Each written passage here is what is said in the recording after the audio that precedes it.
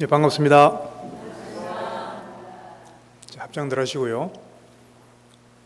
어머니이신 일체 생명들이 항상 평안하고 행복하기를 바라며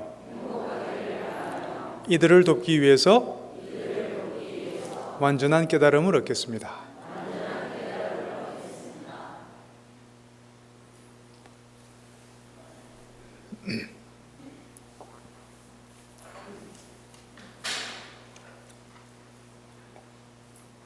방금 발보리심 개송 할 때도 잠깐 언급이 되었지만 이들을 돕기 위해서 완전한 깨달음을 얻겠습니다. 이렇게 이야기했죠. 근데 그렇게들 하고 있습니까? 당연히 그렇게들 하고 계시죠.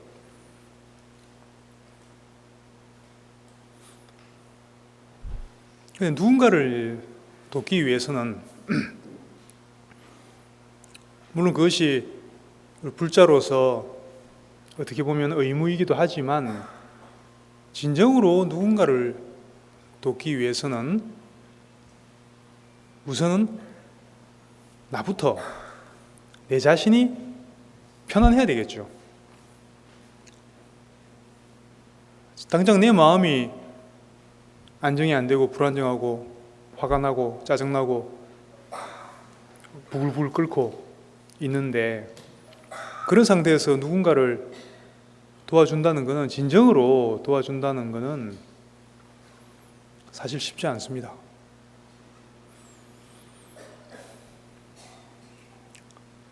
결국은 그 나부터 시작을 해야 된다는 얘기인데 그렇다면 왜 평안하지 못할까?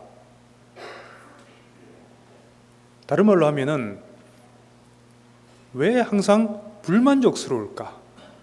항상 불만족스럽다기보다는 항상 뭔가 불만족스러운 부분이 항상 있죠. 우리 살아가는 데 있어서. 그런 게 전혀 없는 사람 있습니까? 나는 전혀 불만족스러운 게 전혀 없다. 내 삶에서 전혀 그런 거 없다. 그런 분 혹시 계십니까? 둘, 넷, 여섯, 여덟, 9명. 여기 왜 오셨어요? 근데 불만족스러운 게 전혀 없으면은 여기 왜 오셨지?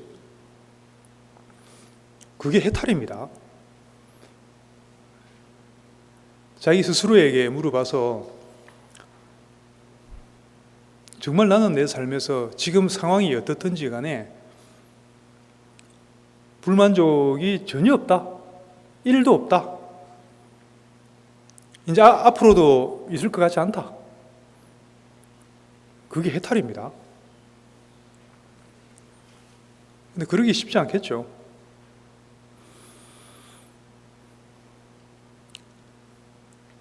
여러분들도 그 불교 배울 때 공부를 할 때 그 사성제는 다들 아실 테고 어쨌든 부처님께서 이 세상에 오셔서 이루고자 하시는 것은 뭡니까? 일체의 모든 이 3개의 이 세계의 모든 괴로움을 없애겠다. 편안하게 해주겠다. 그게 부처님이 오신 목적 아닙니까? 우리가 보통 고라고 이야기합니다. 고라고. 인도말로 빨리어로는 두카. 한문으로 고라고 옮기다 보니까 그걸 다시 한글로 옮기면서 괴로움 이렇게 옮기거든요. 결국 불교는 뭐냐 하면은 그 괴로움 없애자는 겁니다. 괴로움. 그것도 일시적으로 덮는 게 아니고 일시적인 해소가 아니고 그런 방법이야 그야말로 항아사, 모래, 알보다 더 많죠. 일시적으로 해소하는 방법은 많지만 그게 아니고 영원히 고로부터 자유로워지는 길을 제시하신 분이 바로 부처님이십니다.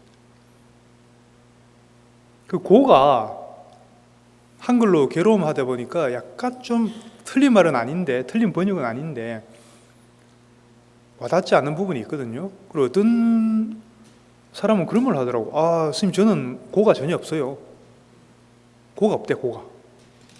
이상하다. 고가 없으면 그 열반인데 아무리 봐도 열반한 것 같지는 않고.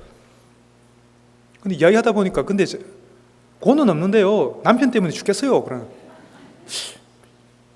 그 뭐 갖고 지금 고가 없다는지 물어보니까 뭐 이제 먹고 살만하고 돈도 많고 뭐 자녀들 다 좋은 대학 나와갖고 다 잘 됐고 시집장가들 다 잘 갔고 이제 고가 없대. 근데 남편하고 뭐 의견이 안 맞아서 그 스트레스 받아 죽겠대. 제가 그랬죠. 그게 고라고. 그게 고라는 말을 괴로움이란 말보다는 정확하게 번역하면요 불만족입니다. 불만족. 만족하지 못하는 것. 그러면은 조금 더 이해가 되죠. 아무리 모든 걸 다 갖춘 사람도 뭐 재벌 회장도 보니까 뭐 전혀 재벌 회장도 뭐 자세한 내 마음은 모르겠지만 별로 만족하고 사는 것 같지 않더라고요. 그죠? 뭐 불만족이 있는 것 같더라고요. 그래서 어떤 조건에 있든지 아무리 많은 것을 가지고 있더라도 이 불만족에서는 벗어날 수가 없는 겁니다. 정법을 만나서 그래서 돌이키기 전에는 누구나 어떤 환경에 있든지 간에 불만족이 있는 거죠. 불만. 조금 더 쉽게 말하면 불만이 있는 거죠. 불만. 그 대상이 뭐 직장 상사든 뭐 남편이든 자녀든 뭔가 100% 내 마음에 속 안 드는 부분이 있죠. 그죠? 항상 불만이 있습니다. 크고 작은 불만이 있습니다. 그게 불만족이고 결국 이 불만족을 우리가 둑하라고 하는 것이고 불만족이 이제 그 경우에 따라서는 엄청나게 큰 스트레스를 줄 수도 있죠. 심하면 뭐 그 병에 걸리거나 그것 때문에 심지어는 뭐 아주 극단적인 뭐 선택을 하거나 그럴 수가 있습니다. 그러면 한번 생각을 해봐야 되겠죠. 불만족, 그러면 결국 불만족을 해결하자는 것인데 예를 들어 돈을 조금씩 모아갖고 차를 한 대 뽑았어요. 예를 들자면 차를 뽑았는데 모닝 알죠? 모닝? 소형차, 조그만 차 있잖아요. 모닝을 뽑았어요. 그럼 얼마나 행복하겠습니까? 차 뽑았을 때. 그리고 이제 막 자랑도 하고 싶고 그게 만족스럽죠. 근데 언제 그게 불만족으로 변합니까? 아침에 모닝 끌고 나가는데 옆집에서 벤츠가 나와. 그래서 분명히 조금 전까지는 되게 행복했는데 벤츠 옆집에 벤츠? 그러면서 또 그 사람이 그 벤츠 탄 사람은 아무 소리 안 하고 지나갔는데 괜히 뭡니까? 막 내가 막 그 자존심 상하는 것 같고 자격지심 생기는 것 같고 막 이상한 기분이 막 들기 시작하죠. 그래서 왜 나는 저런 벤츠를 살 형편이 안 될까? 왜 이렇게 흙수저로 태어났을까? 기타 등등 내가 전생에 뭘 어쩌고 이제 전생까지 막 들어가죠 이제. 그래가지고 온갖 생각을 다 일으키죠. 분명히 조금 전까지는 행복했는데 만족했는데 갑자기 불만족이 생겼죠. 왜 생겼죠? 뭔가 비교하는 대상이 생긴 거죠, 지금. 지금의 나와 또 다른 어떤 다른 무언가가 비교가 되는 거죠. 비교하면서 거기서 저 사람 벤츠가 내 모닝보다 훨씬 좋은 거다. 부의 상징이다. 저게 좋은 거고 더 높은 거고 내 차는 낮은 거다. 높다, 낮다. 이런 판단이 들어갔죠. 이런 걸 뭐라고 부릅니까? 분별심이라고. 분별심. 그래서 비교 분별심을 일으킨 거죠, 지금. 비교 분별하기 전에는 어땠습니까? 행복했잖아요. 근데 벤츠를 보는 순간 그 대상, 그걸 우리가 경전에 많이, 어록에 많이 나오는 말로 경계를 분별한다. 이렇게 표현합니다, 그거를. 경계란 건 대상이고요. 여기서 이제 벤츠가 되겠죠. 벤츠를 보는 순간 분별을 하는 겁니다. 아, 저건 되게 높은 거고 나는 되게 하찮은 거고. 분별심을 딱 일으키면서 그 순간부터 이제 괴로워지기 시작하는 거죠. 벤츠 볼 때마다. 그럼 또 언제 또 갑자기 또 행복해지죠? 근데 이쪽에 왼쪽에 옆집에 보니까 출근하는데 스쿠터를 타고 탁 가네. 나름 잘 나가던 집인데 쫄딱 망해갖고 차도 다 팔고 스쿠터를 타고 나가네. 그 보면 갑자기 또 어떻게 됩니까? 행복해지죠. 갑자기 만족스러워지죠. 그런 옛날에 뭐 그런 우스갯소리가 있습니다. 고속도로를 이렇게 정속 주행하고 있는데 누가 저 앞에 차들이 좀 밀렸나 봐요. 저 앞에 차가 빨리 못 가고 막 좀 아마 초보 운전자였나 보죠. 앞에서 좀 어기적거리고 있으니까 차고 나가지 못하고 덕분에 뒤에 차들까지 다 밀려 있는 상황, 그런 상황이 있죠. 그러니까 이제 막 욕을 하죠. 저 등신 같은 저런 게 차 끌고 나온다고 막 욕을 하죠. 욕을 하고 있는데 갑자기 옆에서 웬 BMW가 쌩 하고 휙 지나가. 그럼 뭐라 그럽니까? 저 미친놈. 자기보다 빨리 간다고. 자기보다 앞에 천천히 가는 사람들 보고는 등신 같다 그러고 휙 지나가니까 그것도 미쳤다 그러고. 기준이 뭡니까? 다 자기 마음이죠, 그냥. 그런 게 바로 비교 분별하는 겁니다. 그럼 다시 말씀드리면 그 불만족하는 마음은, 스트레스는, 불교는 어려운 거 아닙니다. 그 불만족하는 마음이 있다는 것을 인정하고 이 마음이 왜 일어나는지 그것을 보라는 겁니다. 왜 일어나는지 원인을 보면은 그게 이제 사라지겠죠. 해결이 되겠죠. 불만족하는 마음이 완전히 사라지면 그게 해탈입니다. 그게 열반입니다. 항상 뭔가 비교하고 분별하는 게 있죠. 비교 분별해 놓으면은, 비교 분별이 뭡니까? 좋다, 싫다, 옳다, 그르다. 항상 본인이 이제 기준이 되는 거죠. 옳다, 그르다는 정확한 기준이 사실은 없을 때가 많습니다. 그야말로 본인 생각일 때가 많다는 거죠. 예를 들어 뭐 어떤 게 있을까요? 우리 며느리는 나한테 매일 한 번씩 안부 전화해야 돼. 근데 전화 안 하거든. 그럼 이제 나쁜 며느리가 되는 거죠. 옳다 그르다 해서 그런 며느리가 되는 거죠. 그렇게 비교 분별하는 거죠. 우리 시어머니는 내가 낳은 애를 아무 대가도 없이 맨날 애를 잘 봐줘야 돼. 누구 마음대로, 누구 좋으라고. 근데 그렇게 생각할 수 있겠죠, 그죠? 근데 그게 또 바빠갖고 애 좀 봐달라고 하는데 시어머니는 또 헝가리 놀러 가죠. 해필 또 헝가리 가갖고 또. 그래서 잘 알 수가 없는 겁니다, 사람이. 그러면 이제 불만족이 생기는, 스트레스가 생기는 것이죠. 항상 모든 종류의 불만족에는 그 바탕에는 항상 뭐가 있다는 겁니까? 뭔가 비교 분별하는 마음이 있는 겁니다. 비교 분별하면은 예를 들어 좋다, 싫다, 옳다, 그르다 비교 분별 해놓고 나면 그 다음엔 뭐가 반드시 따라가죠? 싫은 거는 없애고 싶고 좋은 것만 내가 가지고 싶잖아요. 그죠? 옆집 벤츠를 보면은 나도 벤츠 가지고 싶고 더 이상 모닝이 싫어지는 거죠.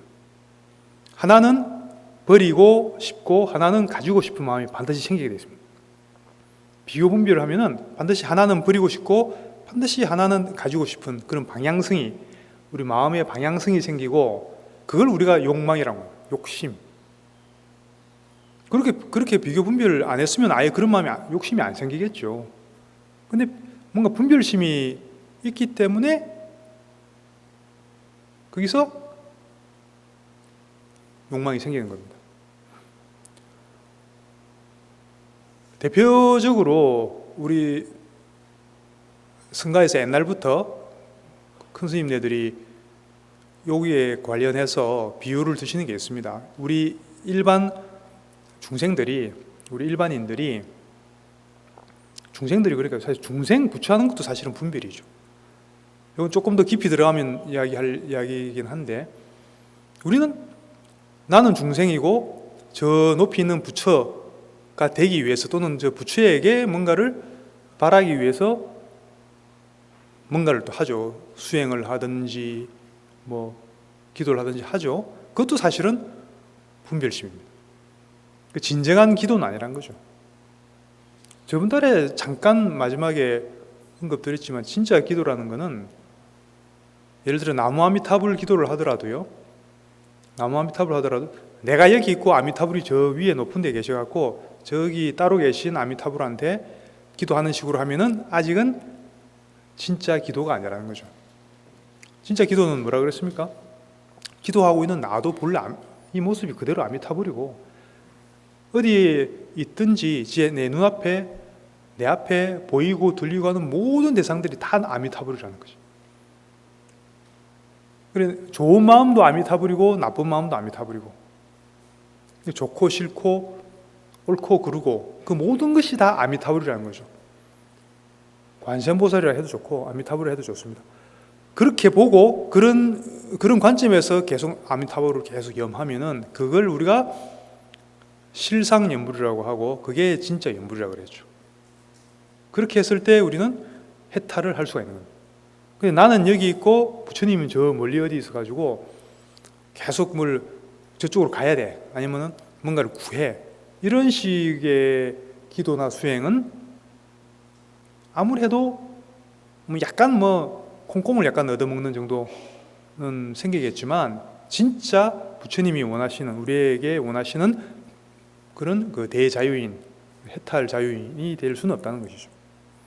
기도를 하더라도 중생부처, 우리가 방편으로 그런 표현을 쓰지만 사실은 중생부처가 사실은 본래 없다는 거죠. 마치 바다에 큰 파도가 있고 작은 파도가 있지만 사실은 겉모양은 다르죠. 그죠? 겉모양은 큰 파도 작은 파도 다르지만 뭐가 똑같습니까? 바다라는 점에서는 똑같다는 거죠. 바다 차원에서 봤을 때는 똑같다는 것이죠. 그래서 우리의 불성, 진여, 우리의 참된 본성 차원에서 봤을 땐 사실은 부처도 중생도 똑같이 다 불성의 나툼이다, 그런 이야기입니다. 어쨌든 주로 우리 일단 중생이라고 하고요. 중생들이 주로 많이 빠지는 분별심이 주로 어떤 게 있을까요? 많이 빠지는 분별심을 옛날부터 그에 대해서 큰 스님네들이 가르치시던 게 있습니다. 그걸 우리가 팔풍, 여덟 가지 바람이라고 하는데, 여기서 풍은 이제 어떤 번뇌, 그렇게 이해하시면 되겠습니다. 8가지 큰 번뇌, 큰 분별심. 주로 그 8가지가 어떤 게 있냐면, 처음이 이익과 손해입니다. 이익과 손해. 내가 이익을 많이 보면은 기쁘잖아요. 행복하잖아요. 주식 투자했는데 갑자기 하루아침에 10배가 오르고 대박이 나면은 행복하잖아요. 세상 다 가진 것 같고, 세상이 다 핑크빛으로 보이고. 그러다 그 다음날 보니까 그 회사가 망해서 휴지 조각이 됐어요. 그러면은 손해를 엄청 보죠. 그럼 한없이 더 불행해지죠. 우리는 손해를 보기 싫죠. 손해를 보기 싫고 항상 이익만 보고 싶죠. 이게 이제 분별심이라는 거죠. 현실은 어떻습니까? 이익 볼 때도 있고 손해 볼 때도 있는 겁니다.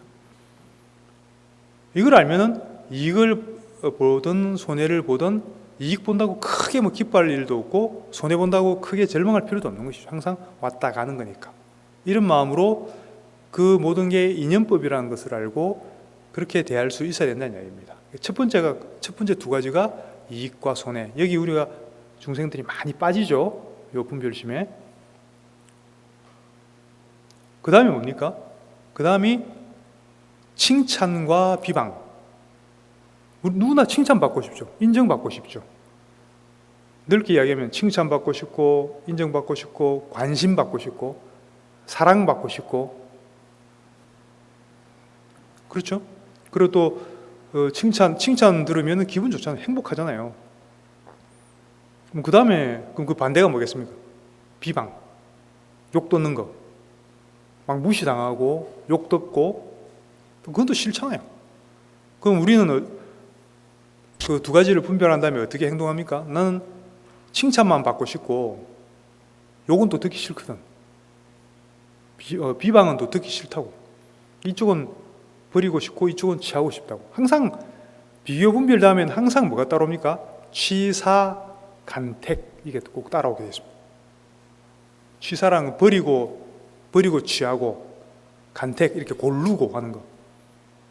난 이익만 보고 싶고 칭찬만 듣고 싶다. 여기 간택입니다. 이익과 손해, 칭찬과 비방, 그 다음에 또 뭐가 있죠?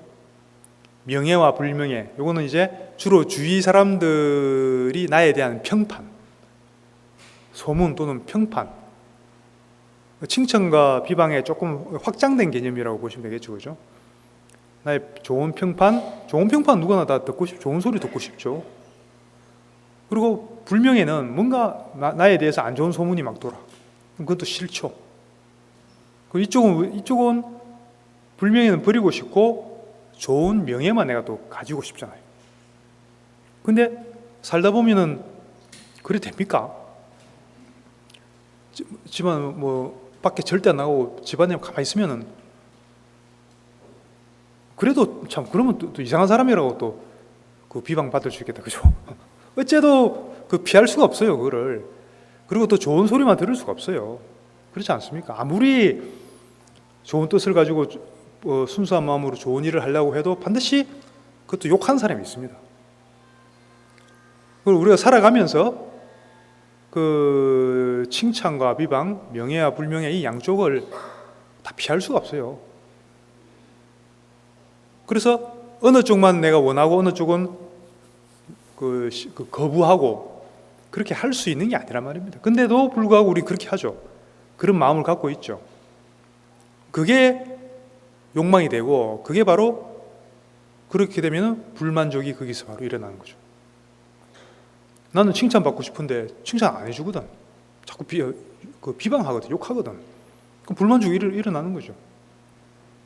근데 애초에 내가 칭찬받고 싶고 비방은 안 받고 싶다라는 이런 마음 자체를 안 가지고 있으면 누가 칭찬하든지 누가 비방을 하든지 마음이 크게 동요되지 않겠죠.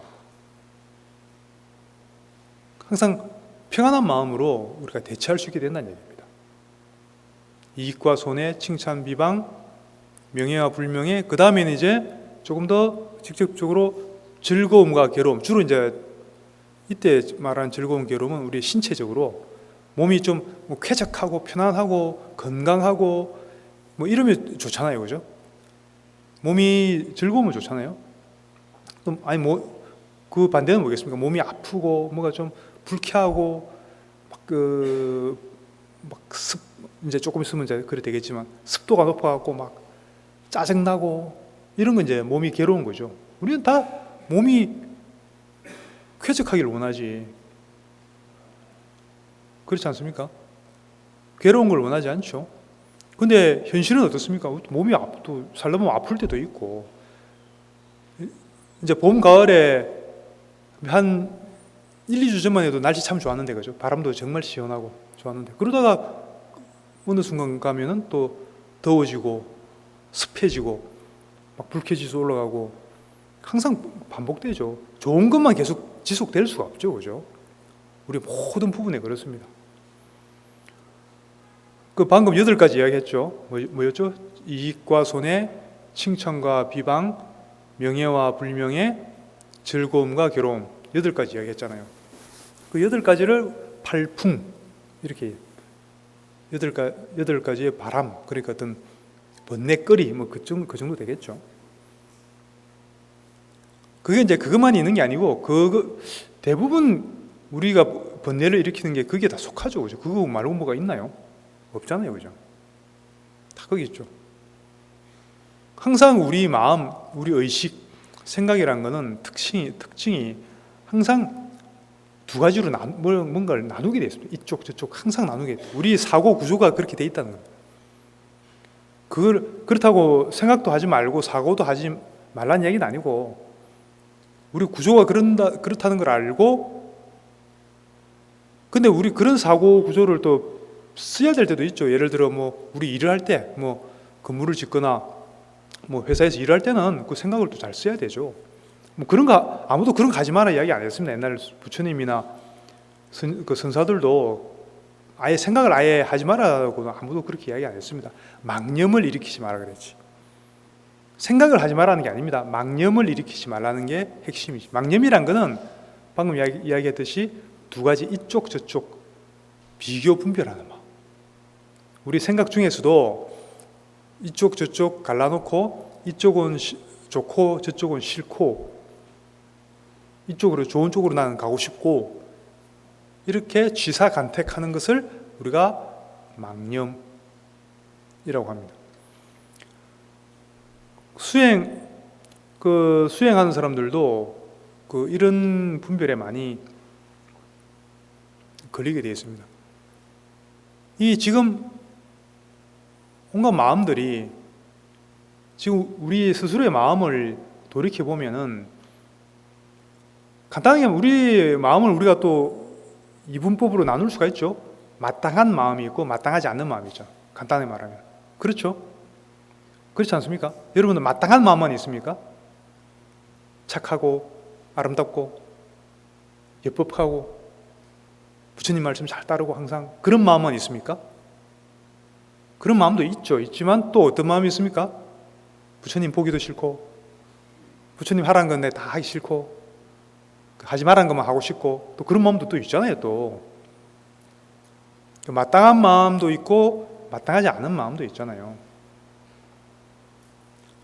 그런데 한번 생각해 볼게. 우리는 흔히 수행이라고 하면 어떤 식으로 생각하냐면은 이 마땅하지 않은 마음을 다 지워 없애고 싶죠, 그죠? 지워 없애고 싶죠. 그래서 마땅한 마음만 남겨두고 싶잖아요. 근데 그래 됩니까? 그래 하면은 그래 성공한 사람 있습니까? 2, 4, 6. 저 9명은 도대체 어떤 분들인지. 근데 안 되죠. 될 수가 없는 겁니다. 왜냐면은 그게 자연스러운 거예요. 마땅한 마음도 있고 마땅하지 않은 마음도 있는 게 자연스러운 겁니다. 근데 그걸 갖고 일어났다 사라지는 마음을 붙들고 내가 어떻게 이렇게 만들어 보려고 하는 거, 그걸 우리가 옛날 큰 스님들이 조작한다 이렇게 표현을 했던 겁니다. 마치 그거는 왜 그걸 실패할 수밖에 없냐면은, 여러분들 여기서 일산에서 제일 가까운 바다가 어디죠? 가까운 바다면 인천인가? 인천? 인천의 앞바다에 가서 그 파도가 치잖아요. 파도 보고 파도는 자기 마음대로 치잖아요. 바람의 인연에 따라서 그 파도들한테 한번 이렇게 한번 해보세요. 일동 차렷! 파도들이 말 듣습니까? 여러분들 그 파도들을 좀 이렇게 저렇게 막 자기 마음대로 치니까 보기 싫어. 그럼 좀 한쪽으로 좀 예쁘게 좀 쳤으면 좋겠어요. 파도가.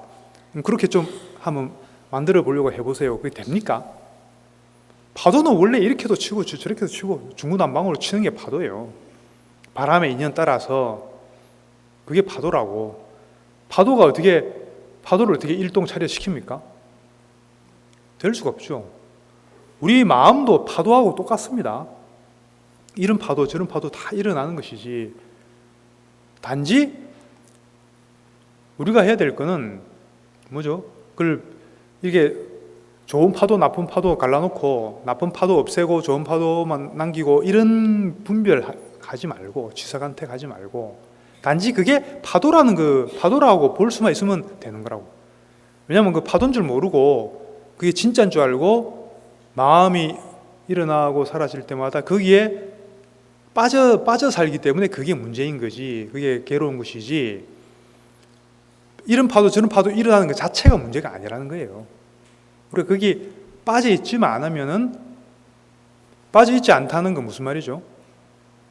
그를 한 걸음 물러서서 우리 마음을 관찰할 때, 그죠? 여러 가지 마음이 일어날 때 우리는 또 우리 스스로의 마음을 또 관찰할 수 있습니다. 또 그런 기능이 누구나 다 있습니다. 그래서 지금 예를 들어 뭐 짜증이 난다든지 뭐 우울하다든지 그런 마음이 있을 때 마음을 가만히 한번 관찰해 보세요. 그 마음이 어떻게 되냐면, 마음이 고정되어 있지 않죠, 그죠? 첫 번째 우리가 확인할 수 있는 건 마음이 고정되어 있지 않죠. 고정되어 있지 않으면 어떻습니까? 항상 왔다가 가고 일어났다 사라지고 일어났다 사라지고 계속 요동치고 있죠. 그게 파도가 일어났다 사라지는 거하고 똑같은 겁니다.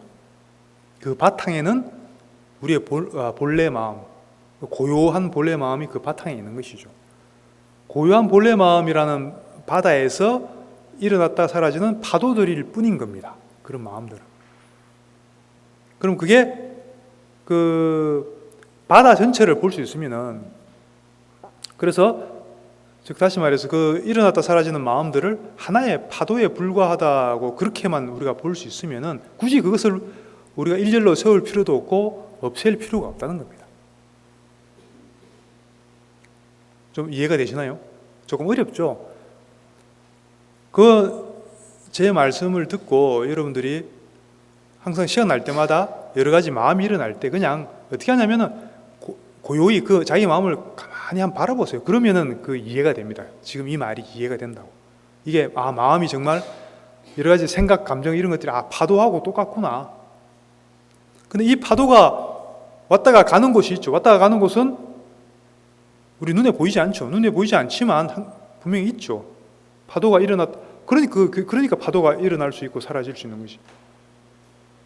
그럼 그게 바다에 파도가 일어나는 거하고 똑같습니다. 그 전체를 그렇게 볼 수 있으면은 더 이상 각 파도 하나하나에 우리가 빠지지 않고 끄달리지 않을 수 있게 된다는 것이죠. 취사간택하는 마음이 항상 그 모든 불만족의 원인이라는 겁니다. 대구의 어떤 보살님인데, 그 보살님이 이런 사연을 가지고 있다 그래요. 애가 둘이가 있는데 8살짜리 애가 무슨 장애가 있나 봐요. 장애. 무슨 불안장애.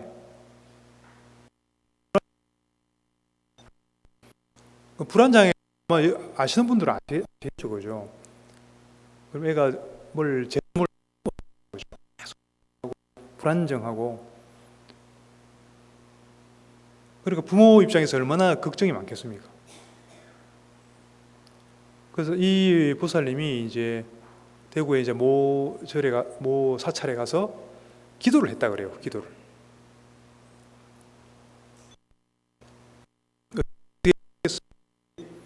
매일 300배 기도를 하면서 뭘 기도했겠어요?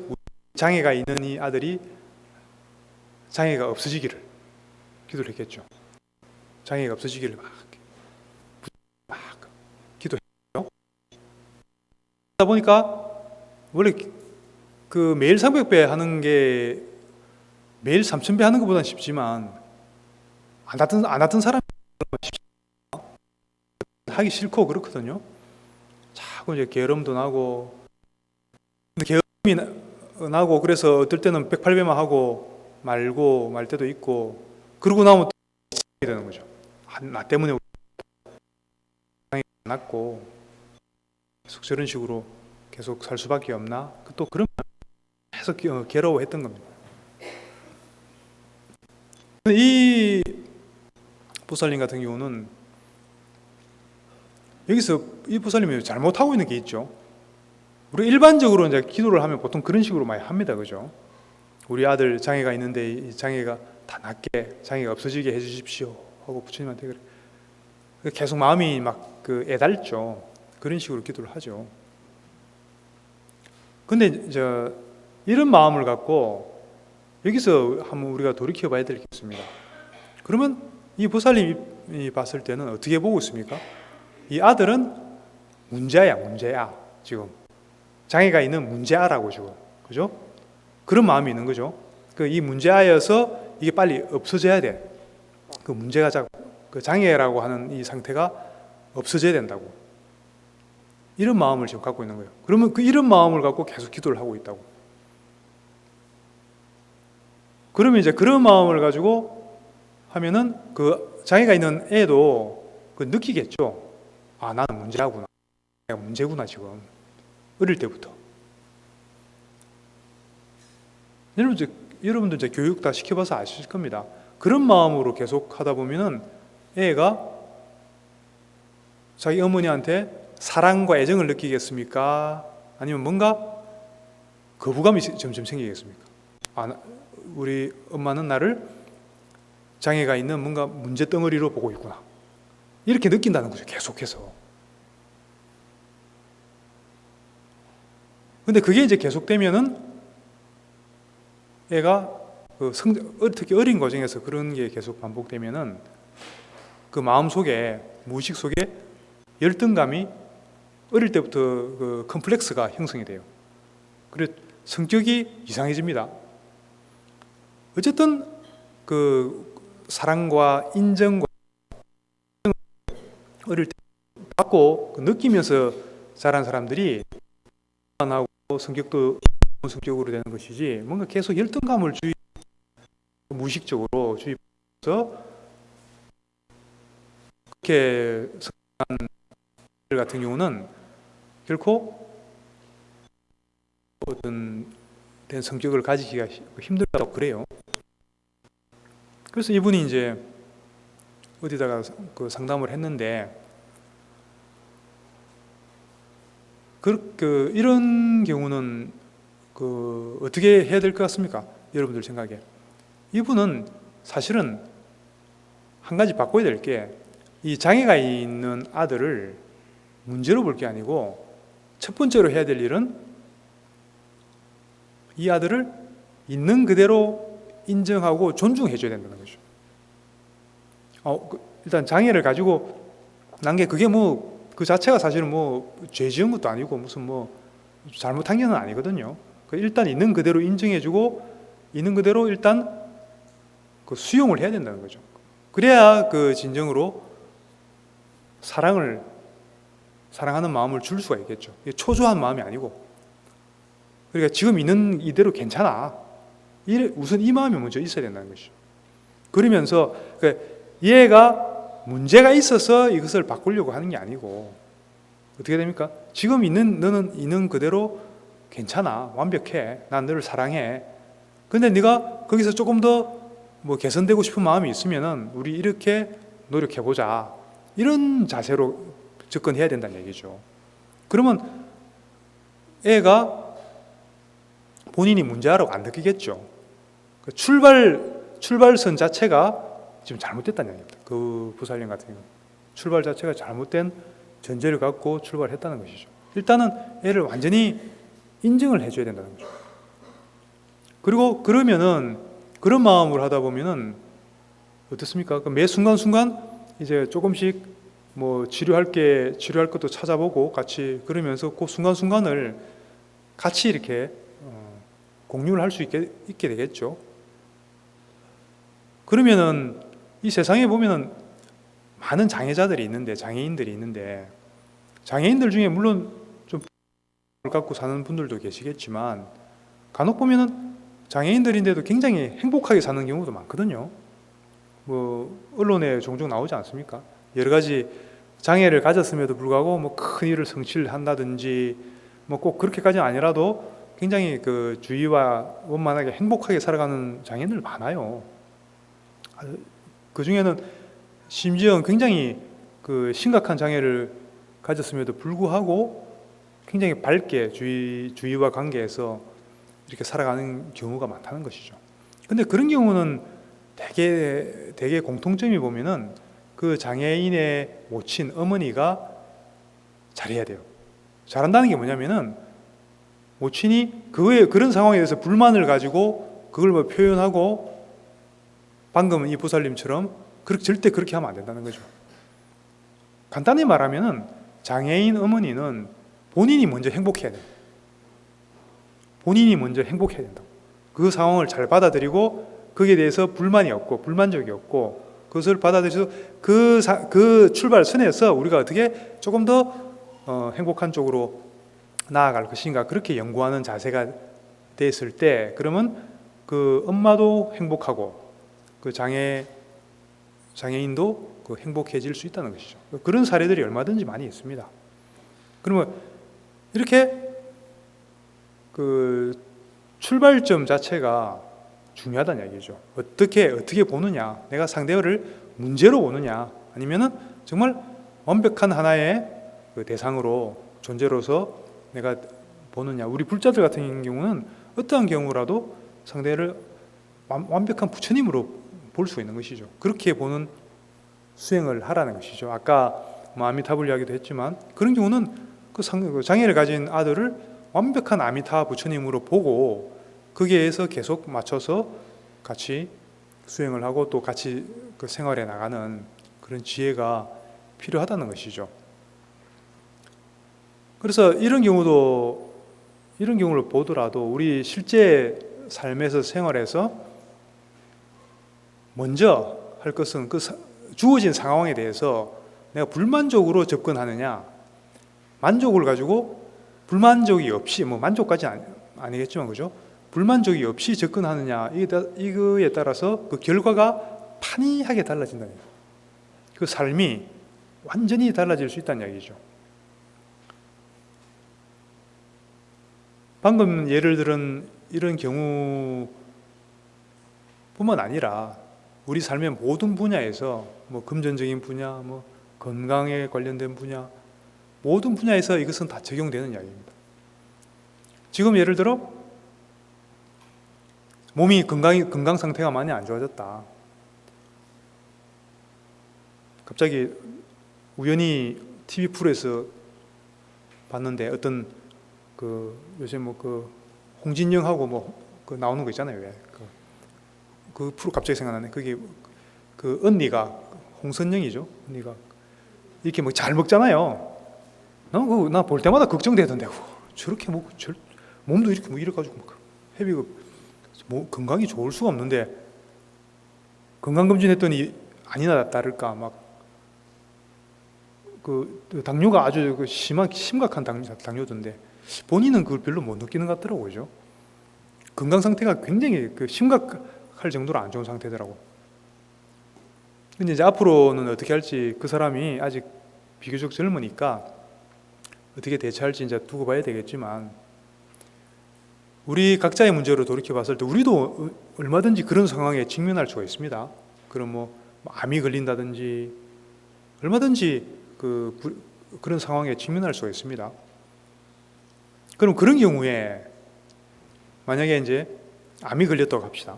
암이 걸렸으면은 보통 처음에 아무래도 이제 그 놀라고 당황스러운 거는 뭐 어쩔 수가 없습니다. 그래서 조금 그 시간을 좀 지나면은 계속 그 당황만 하고 있으면 안 되겠죠. 보통 어떻게 받아들이냐면 아이고 나 이제 끝났구나. 이제 아니면 야 내가 이렇게 재수가 없냐? 왜 재수가 없어서 이런 게 걸렸나? 보통 이렇게 반응하기가 쉽거든요. 아니면 막 우울해지고 이게 이제 부정적으로 이제 반응을 하는 것이죠. 이거는 주어진 상황에 대해서 암이 걸렸다고 하는 주어진 상황에 대해서 지금 어떻게 하고 있는 겁니까? 불만족감을 일으키고 있는 거죠. 거부하고 있는 거죠, 지금. 사실은 그 암 걸린 것도 본인이 사실은 잘못해서 걸린 건데, 뭐 그거는 뭐 놔두고라도 일단 걸린 것만 갖고 보더라도 일단은 그런 상황이 있으면 주어진 상황에 대해서 특히 안 좋은 상황 그런 걸 우리는 불교에서는 역경계라고 하잖아요. 역경계. 그런 상황이 주어졌을 때는 우선은 그거에 대해서 내가 그거에 대한 불만족스러운, 다른 식으로 말하면 저항감이죠. 저항감. 주어진 상황에 대해서 저항감이 일어날 수 있거든요. 빨리 캐치해가지고 빨리 그것을 우리가 회복하기 위해서는 이 저항감을 빨리 내려놔야 돼요. 그 뭐냐면 이 주어진 상황을 그대로 받아들일 수 있어야 된다는 거죠. 저항감 없이 또 이런 게 왔구나, 나에게 이런 게 왔구나, 그래 또 이게 또 무슨 도리인지 또 한번 같이 한번 공부해 보자, 이런 마음으로 받아들이면은 그는 그 태도에 따라서는 굉장히 결과는 다를 수 있습니다. 실제로 제가 아는 사람 중에도 아주 중증 말기암 환자가 있는데 병원에서도 포기한, 실화입니다. 그래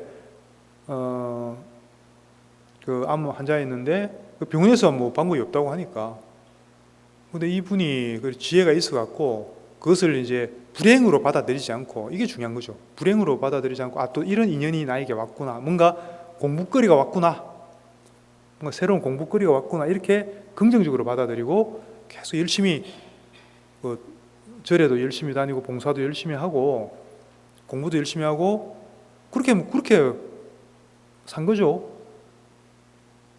근데 그랬는데 그 암이 아직 완치까지는 아니지만 거의 지금 그 초기 단계로, 말기에서 초기 단계로 암이 이렇게 줄어들어 버렸어요. 아마 곧 완치될 거라고 봅니다. 그런 경우가 심심찮게 있습니다. 그런 경우에 보통 그 병원에 가면 의사들이 뭐라고 합니까? 불가사의합니다. 이렇게. 이해가 안 된다. 이해가 안 됩니다. 의사들이 이해가 안 되는 경우가 간혹 있습니다. 그거는 이제 우리는 이해가 되죠. 우리가 봤을 때는 이해가 되죠. 왜 어떻게 그런 일이 발생했는지. 결국은 다 마음병이거든. 모든 병은 마음에서 비롯되는, 쉽게 말하면 불만족이 계속 쌓이면 그게 암도 되고 병이 되는 겁니다.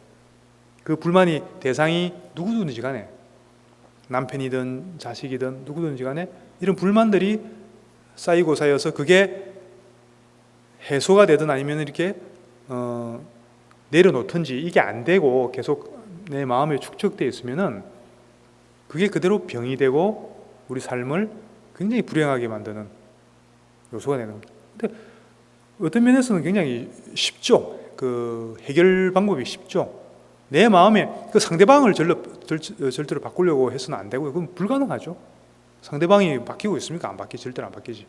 나에게 불만족감을 준 그 상대방을 바꾸려고 하면 안 되고요.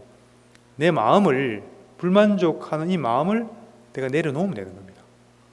왜냐하면 이 붙들고 있는 것도 내가 붙들고 있는 것이고, 내려놓는 것도 내가 내려놓는 거거든. 이것을 알고 잘 그 대처를 할 수 있으면 되겠죠.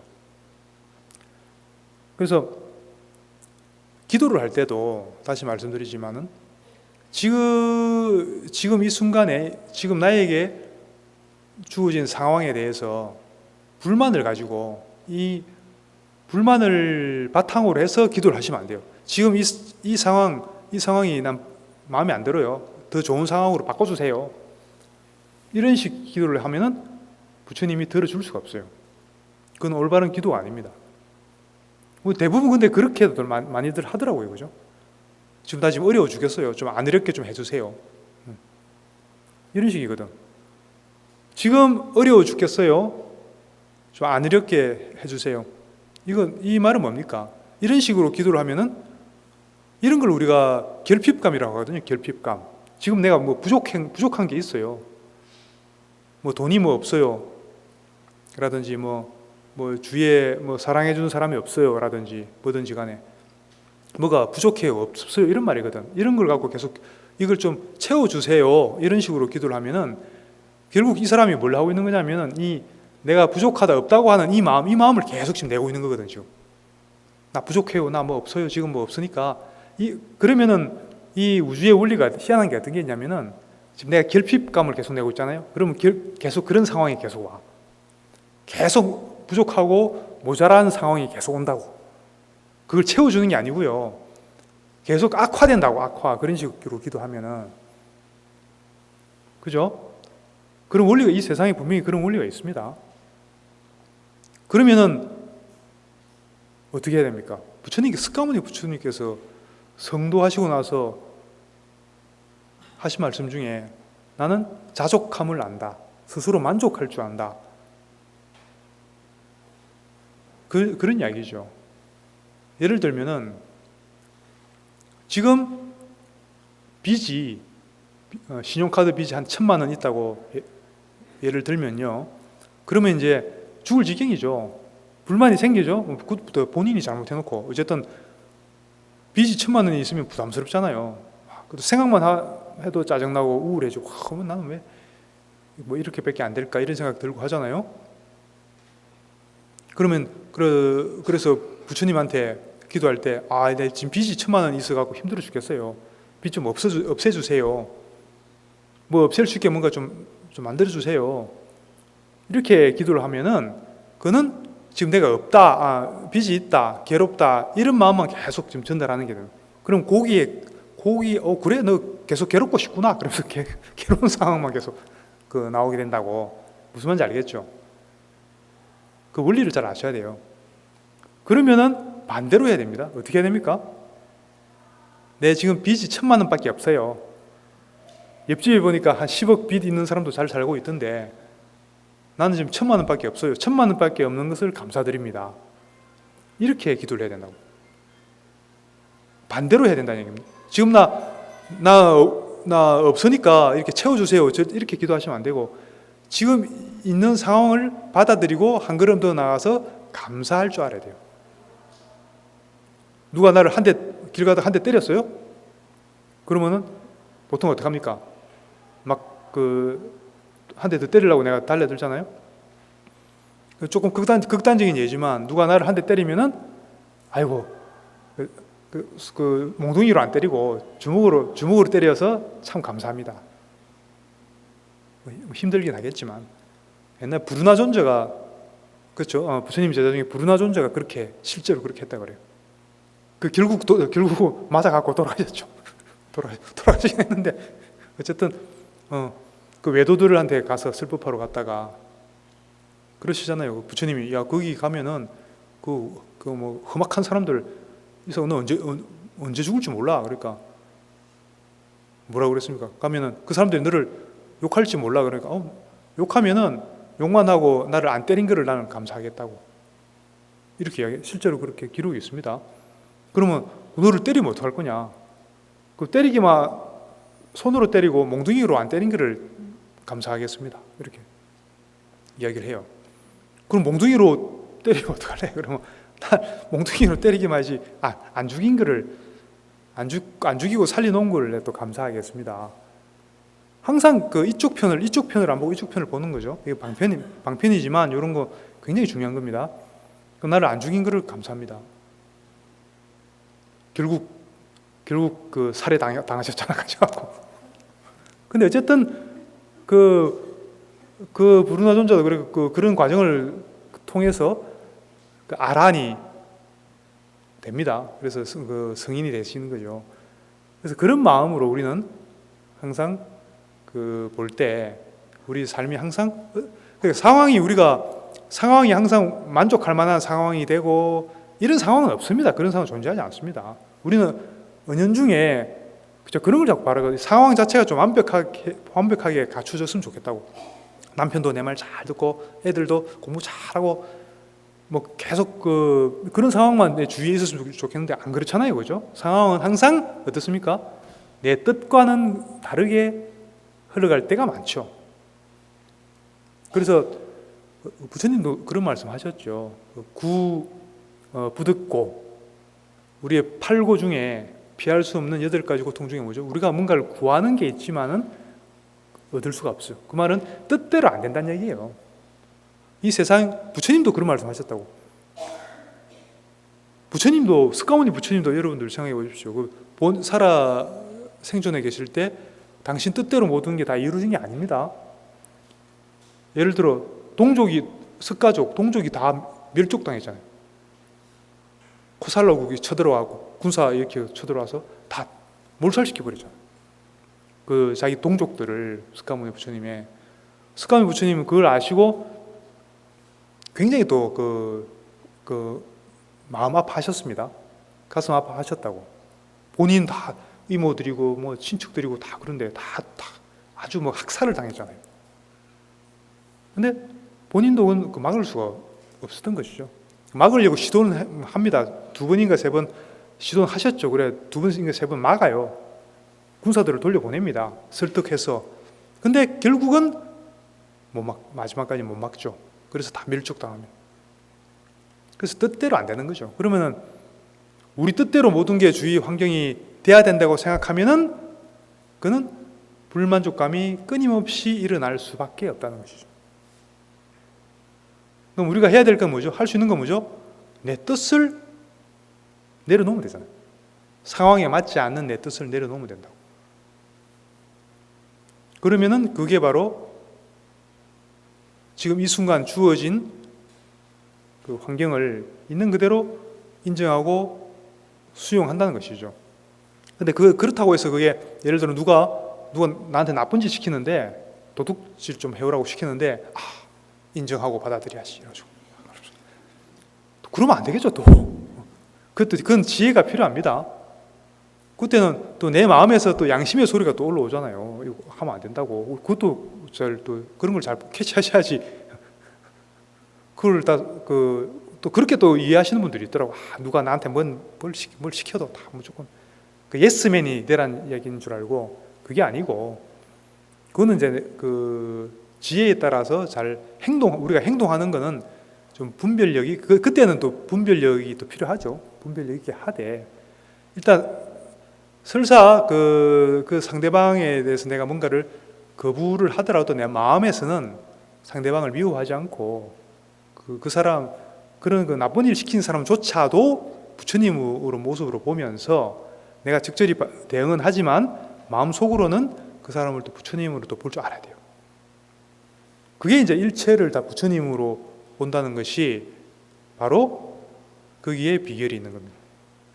그리고 그렇게 우리가 계속 수행을 해서 일상생활을 떠나서는 수행이라는 게 있을 수가 없겠죠. 그래서 그런 식으로 불만족을 자꾸 내려놓고 하다 보면은 어느 순간 조금씩 여러분들이 미리 이제 제가 스포일러라는 거는 이제 스포일러를 한글로 뭐라 그래야 되지? 결말을 미리 막 보여줘갖고 김 빠지게 만드는 거. 미리 살짝 말씀드리면은 계속 그렇게 내려놓는 불만족감이 일어날 때마다 나의 분별심을 자각하고요. 자꾸 내려놓는 걸 하세요. 하다 보면 어느 순간 언뜻 그렇게 원수덩어리 같은 그 남편이 자꾸 남편 이야기하지. 원수덩어리 같이 보이던 남편이 갑자기 불보살로 보여. 그럴 때가 있습니다. 그리고 길 가는데 새가 지저귀는데 극락에 가면은 가릉빈가 새가 있잖아요. 갑자기 가릉빈가 새가 죽이네. 그런 게 언뜻 느껴질 때가 있습니다. 그게 뭐냐면은 실제로 우리 마음이 그렇게 분별심이 내려지면요, 지금 이 자리가 그대로 극락정토가 되는 거예요. 내가 여기 있고 가야 될 극락정토가 저기 있다는 것은 방편으로 하는 말이고, 실제로는 내 마음 상태에 따라서 지금 이 자리가 사실은 알고 보면 사실은 완벽한 극락정토이고, 그러면은 극락정토에 있는 모든 존재들은 다 사실은 다 아미타불이라는 거예요. 그게 보이고 들리기 시작한다는 것이죠. 그러면은 그게 좋은 신호예요, 여러분들. 갑자기 사람들이 그렇게 평상시에 봐오던 사람들이나 사물들이 문득 부처님으로 보이고 뭔가 극락처럼 보이고 그런 느낌이 오기 시작한다는 것이죠. 그러면 그런 게 있는 만큼 여러분들이 마음이 잘 내려지고 있다, 수행이 잘 되고 있다, 그렇게 생각하고 바른 방향으로 가고 있다, 이렇게 생각을 하셔야지, 수행하고 기도 열심히 하는데 이상하게 원수덩어리가 더 원수덩어리 같고, 그러면 여러분들이 지금 뭔가 지금 잘못하고 있다. 뭘 잘못하고 있는지 스스로 조사를 해보셔야 된다, 그런 이야기입니다. 그죠? 예, 오늘은 이제 불만족감은 왜 생기고 어떻게 하면은 거기서 우리가 자유로워질 수 있는가, 그 본문을 하면서 회양하도록 하겠습니다. 합장하시고. 어머니이신 일체 생명들이 항상 평안하고 행복하기를 바라며 이들을 돕기 위해서 완전한 깨달음을 얻겠습니다. 승불하십시오.